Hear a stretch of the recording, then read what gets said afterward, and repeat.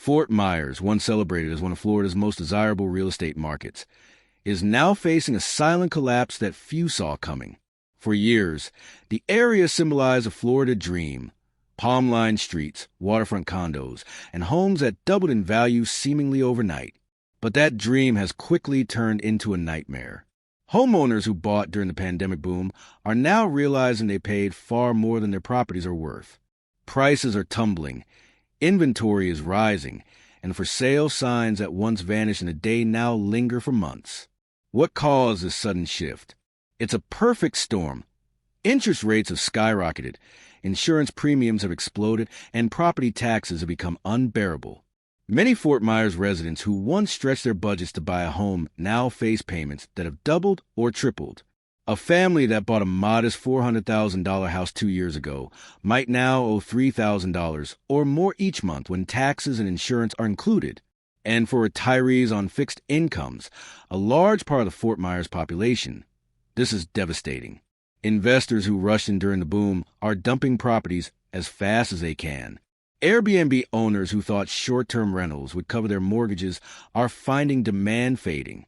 Vacationers are spending less, and new regulations have cut into profits. As these investors exit the market, prices continue to slide further. Meanwhile, regular homeowners are being left behind, watching their neighborhoods slowly empty out. The emotional toll is heavy. Some homeowners have started walking away from their mortgages entirely, mailing keys back to banks, just as they did in the 2008 crisis. Others are renting their homes at a loss, hoping to hold on until the market recovers. But the hard truth is that Fort Myers may not bounce back quickly this time. Experts warn that without intervention, this could spread across Florida. Fort Myers was a testing ground for the state's housing boom, and now it might be the warning sign of a broader collapse. The city that once symbolized opportunity now stands as a reminder that even in paradise, bubbles eventually burst. Across Florida, an unsettling trend is taking hold. Homeowners are simply walking away from their properties. It's a painful echo of 2008, but this time the reasons go far beyond bad loans or job losses. What's happening now is a result of crushing financial pressure, skyrocketing costs, and a housing system that's pricing out even the middle class. In cities like Fort Myers, Orlando, and Tampa, many families who thought they were buying the American dream are now realizing they walked straight into a financial trap. Let's break it down. During the housing boom of 2020 to 2022, ultra-low interest rates and out-of-state buyers drove prices through the roof. People were bidding tens of thousands over asking, desperate not to miss out. But when the Federal Reserve began raising interest rates to fight inflation, the entire foundation of the market shifted. Home values started to drop, while monthly payments for new buyers shot up. Someone who could afford a $400,000 home in 2021 can now only afford about $275,000, if that. Add to that Florida's brutal cost of homeownership. Insurance premiums have doubled or even tripled due to hurricanes, and lawsuits driving insurers out of the state. Property taxes are soaring as counties reassess inflated home values. For many, the numbers simply don't add up anymore. A typical homeowner who once budgeted $2,000 a month now faces $3,500 or more.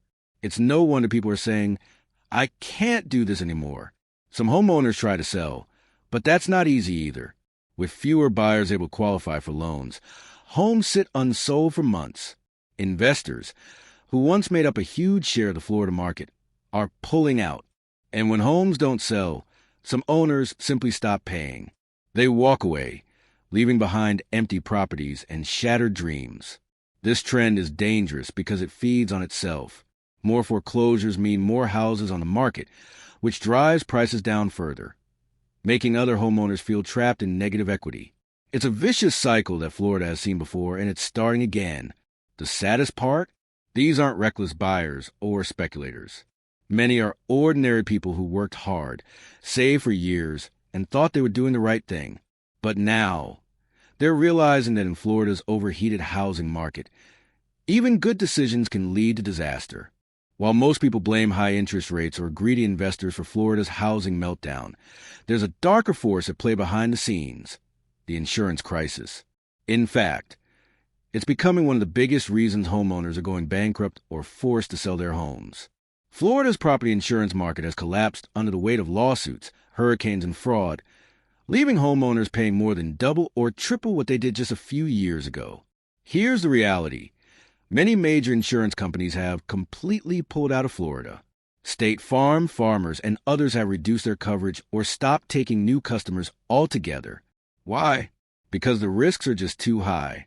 Between billion-dollar hurricane damages and excessive litigation, insurers are losing money faster than they can make it. That's left homeowners scrambling for coverage and paying a fortune when they finally find it.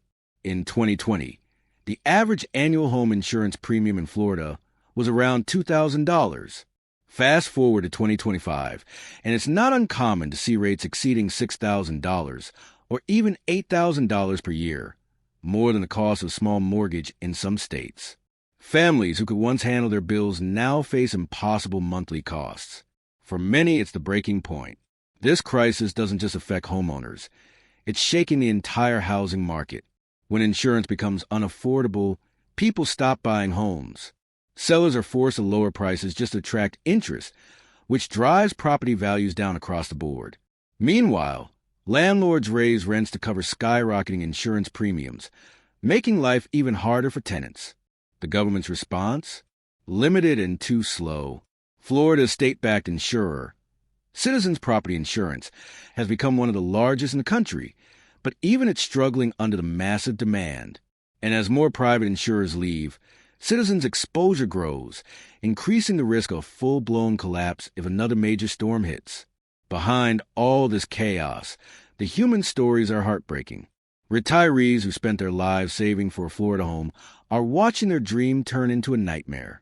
Young families are leaving the state, and real estate investors are bailing out entirely. So while interest rates may be the headline story, the truth is that insurance companies are quietly pulling the rug out from under Florida's housing market. Until that problem is solved, no amount of economic recovery can stabilize what's quickly becoming the nation's most fragile real estate market. It sounds impossible. How can home prices in Florida be cooling off or even collapsing? Yet rent prices are still skyrocketing. It's a strange and frustrating paradox that millions of Floridians are living through right now.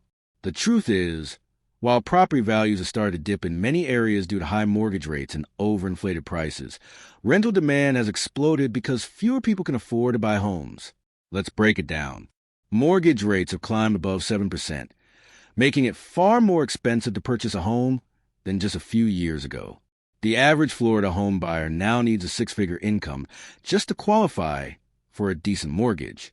Meanwhile, insurance premiums, property taxes, and maintenance costs have all gone through the roof. So even though home prices are softening, owning has never been more unaffordable. That's forced thousands of potential buyers to remain renters or return to renting after giving up on the idea of homeownership.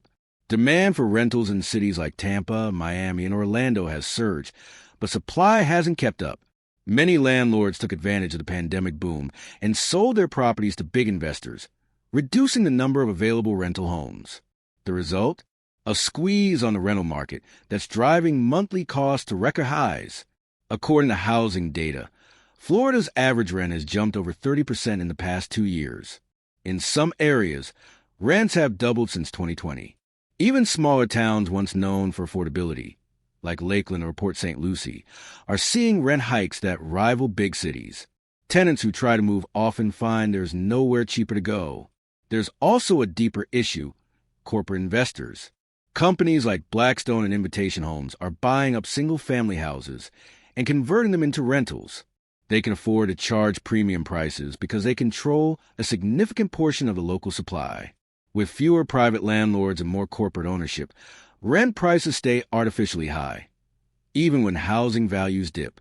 All of this adds up to a market that's punishing regular Floridians. Homeowners are trapped by high costs, renters are squeezed by soaring prices, and young families are being priced out of both options. So while news headlines may celebrate falling home values, the reality on the ground is much harsher. The American dream in Florida isn't just harder to reach. It's slipping further away every month as rent keeps rising, even while the market around it starts to crumble. Florida's housing market isn't just cracking under high mortgage rates. It's collapsing under the unbearable weight of skyrocketing insurance costs. For thousands of homeowners across the state, it's not the mortgage that's pushing them out, it's their insurance bill. Families who once dreamed of coastal living are now packing up, leaving behind homes they can no longer afford to protect. Home insurance in Florida has become the most expensive in the entire country. The average annual premium is now over $6,000, triple the national average, and that's if you can even find coverage. Several major insurance companies have pulled out of the state entirely, citing rising risks from hurricanes, flooding, and lawsuits. This has left homeowners scrambling for coverage through smaller, less stable companies that charge even higher rates. For retirees and middle-class families, these costs are devastating. Imagine paying $1,500 a month for your mortgage and another $500 to $700 just for insurance. For some, the math simply doesn't work anymore. Many are choosing to sell or walk away rather than continue throwing money at policies that keep doubling every year. Even renters are feeling the ripple effects as landlords pass these costs on through higher rent prices. The situation is worse in coastal cities like Fort Myers, Naples, and Miami. After repeated hurricanes and flooding, premiums have soared. Some homeowners are being quoted $10,000 to $15,000 a year just to stay insured. It's gotten so bad that a growing number of people are going uninsured, gambling that they won't face another natural disaster. A dangerous move in a state where hurricane season hits like clockwork. Lawmakers have promised reform, but progress has been painfully slow. Florida's Citizens Property Insurance Program, meant to be a safety net, has ballooned in size as private companies exit.